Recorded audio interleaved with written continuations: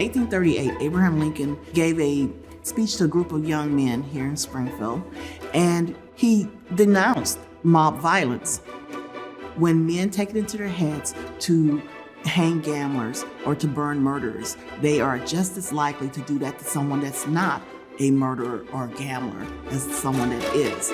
Justice should take place in the courtrooms and not in the streets. And in 1908, that's what happened here in Springfield, Illinois. And they drag him across the street. Now, at the time, across the street was not the museum. There was a school there, Edwards School. This story is really not easy to tell.